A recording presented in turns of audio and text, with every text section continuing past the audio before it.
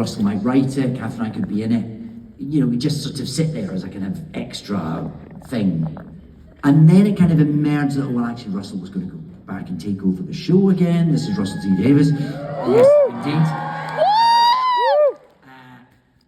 So then it became a bigger idea. And then there was a little moment where we kind of thought, well, how long should we go back for? I mean, we can't go back full time. That would be mad. So how do we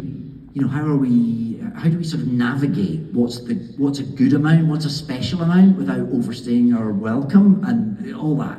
So there's a little bit of just figuring out what felt like the right thing to do. Because you also didn't want to get in the way of the show's kind of rebirth. You wanted to be a sort of icing on the cake rather than loading the cake down with unnecessary. This analogy's not working. But you know what I mean, right? Yeah. You can have too much icing on a cake. Yeah.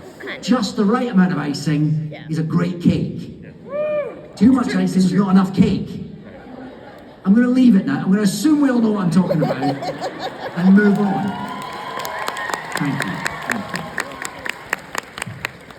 And so also when you returned, your newest Doctor had like different quirks in comparison to the previous one. Right.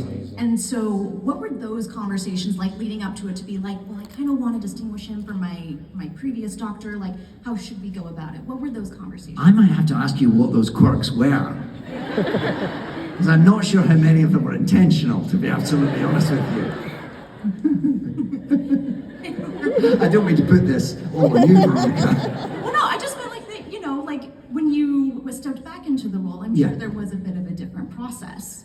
Yeah, but not really. I mean, sort of not really. Okay. I know. Obviously, I'm 15 years down the line, so as a human being, I'm different. And Russell T Davies, who's writing it, is also a different person. Catherine Tate's a different person. But we didn't set out to do anything particularly different. I think it'll end up being a bit different because we are different people and we've had different experiences, and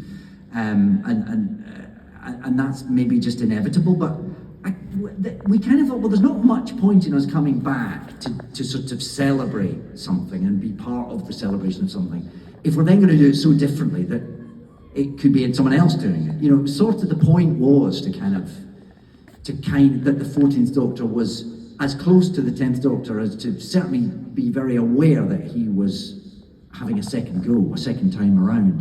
And that almost became part of the story. What is this? Why is the Doctor's body taking him in this particular direction? So I didn't do anything massively conscious, but you know, if things ended up being a bit different, that's okay too. But I was also very intent that I wasn't going to run any slower. I wasn't going to find it more difficult to jump over things. If somebody's going to ask me back 15 years later, I'm going to prove that 15 years never happened.